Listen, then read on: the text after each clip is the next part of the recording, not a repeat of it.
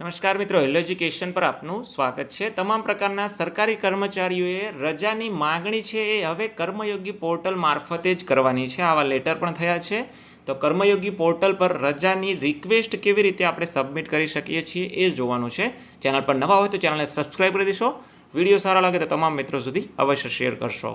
સૌપ્રથમ Google chrome કે કોઈ પણ બ્રાઉઝર ઓપન કરી સર્ચ બારની અંદર કર્મયોગી ગુજરાત આટલું લખી અને સર્ચ કરવાનું છે. તમને ના ખબર પડે તો આની સીધી લિંક છે તમને વિડીયોના ડિસ્ક્રિપ્શનમાં આપી દઈશ, એટલે આ વેબસાઇટ પર આપણે આવી જવાનું છે. અહીં ઇમ્પોર્ટન્ટ નોટિસ આપે છે, તો અહીં જે મેસેજ છે એને હું ક્લોઝ આપી દઉં છું. અહીં તમારો ઉપર તમે HRPN નંબર સિલેક્ટ કરો છો તો નીચે HRPN નંબર નાખવાનો છે. મોબાઈલ નંબર સિલેક્ટ કરો તો મોબાઈલ નંબર, અને ઈમેલ એડ્રેસ સિલેક્ટ કરો તો અહીં ઈમેલ એડ્રેસ નાખવાનું છે. નીચેના ખાનામાં પાસવર્ડ નાખો. આનો સરવાળો કેપ્ચા કરી અહીં નાખી દો. ઓટીપી સિલેક્ટ રહેવા દઈ સેન્ડ ઓટીપી પર ક્લિક કરવાનું છે. મારા મોબાઈલ પર ઓટીપી આવ્યો હશે, ઓટીપી અહીં દાખલ કરી લોગિન કરી લો. આ રીતનું તમારો ડેશબોર્ડ આવી જશે. અહીં એમ્પ્લોયી મોડ્યુલની અંદર લીવનો ઓપ્શન આપ્યો છે, તો એના પર ક્લિક કરવાનું છે.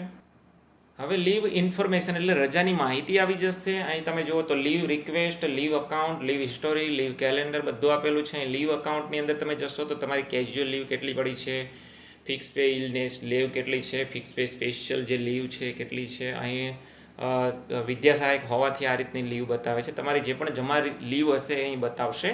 લીવ હિસ્ટોરી તમારે અહીંથી બતાવશે કેટલી કેટલી લીવ તમે યુઝ કરી છે, કેટલી રિજેક્ટેડ છે, કેટલી એપ્રુવ છે, પેન્ડિંગ કેટલી છે. લીવ કેલેન્ડર પણ બતાવશે.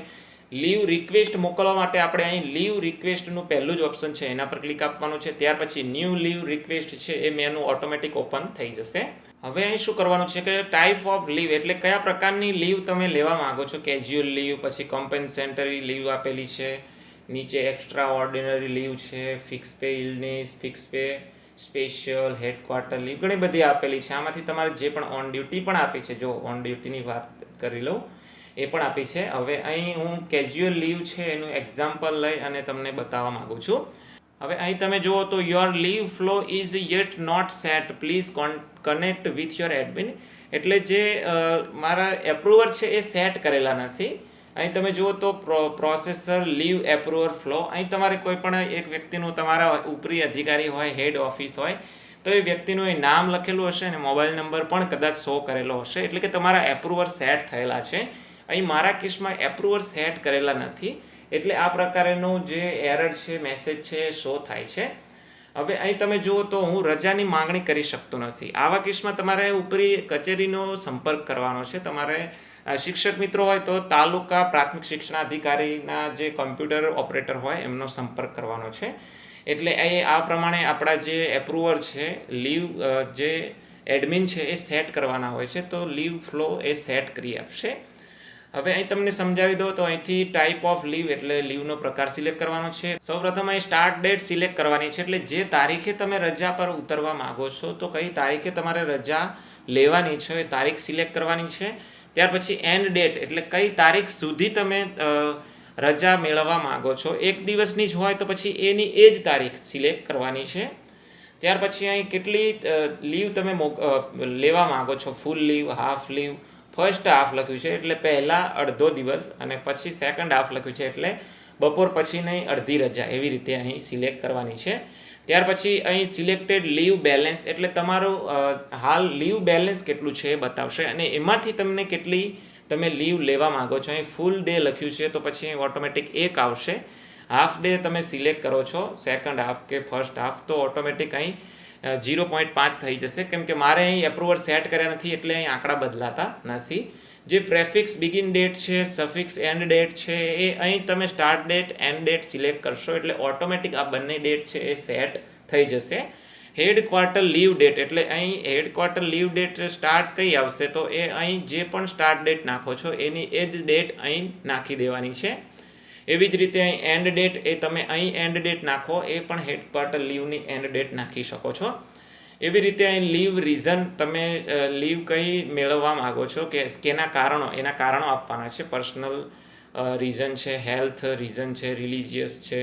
એવી રીતે તમે અહીં અધર સિલેક્ટ કરો છો તો પછી અહીં એન્ટર નોટ એટલે એના વિશે થોડું ડિસ્ક્રિપ્શન નાખવું જરૂરી છે. અધર સિવાયનો કોઈ પણ ઓપ્શન પસંદ કરો છો તો પછી આ જે ડિસ્ક્રિપ્શન છે એન્ટર નોટ એ નાખવી ફરજિયાત નથી.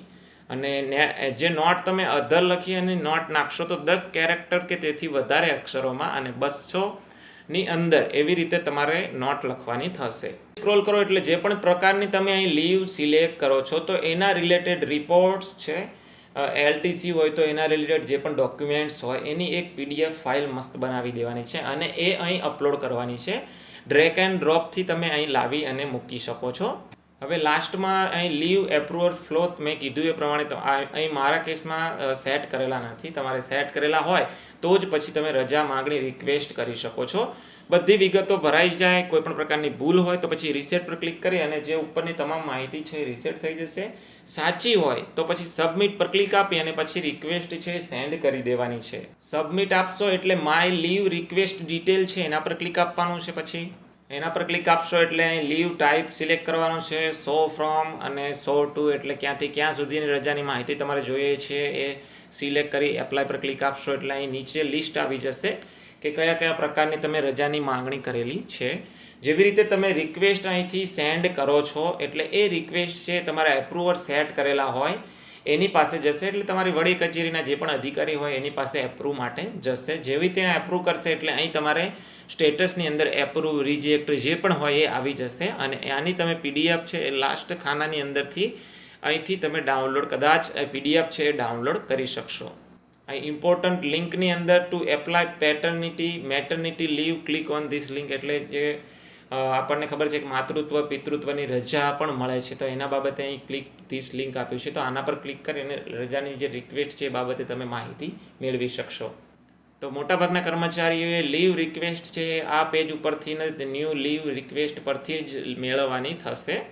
લાસ્ટમાં અહીં સબમિટ આપી દેવાનું છે એટલે રિક્વેસ્ટ સેન્ડ થઈ જશે અને પછી તમારા જે પણ અહીં એપ્રુવર સેટ કરેલા છે એ એપ્રુવ કરશે એટલે તમે રજા ભોગવી શકશો. અગત્યની વાત એ છે કે ભવિષ્યમાં જે રજાઓ ભોગવવાની છે એને પણ તમે અગાઉથી રિક્વેસ્ટ નાખી શકો છો. અહીં જોઈ શકો છો કે નવેમ્બર, ડિસેમ્બર બધા મહિનાઓ આપેલા છે અને એની તારીખ પણ તમે અહીં સિલેક્ટ કરી શકો છો. એ પ્રમાણે તમે અગાઉથી રજા માગણી રિક્વેસ્ટ મોકલી શકો છો.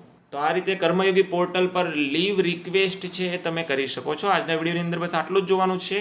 વિડીયો રિલેટેડ કોઈ પણ ક્વેશ્ચન હોય તો કમેન્ટ બોક્સની અંદર અવશ્ય કમેન્ટ કરજો. ચેનલ પર નવા હોય તો ચેનલને સબસ્ક્રાઇબ કરી દેશો.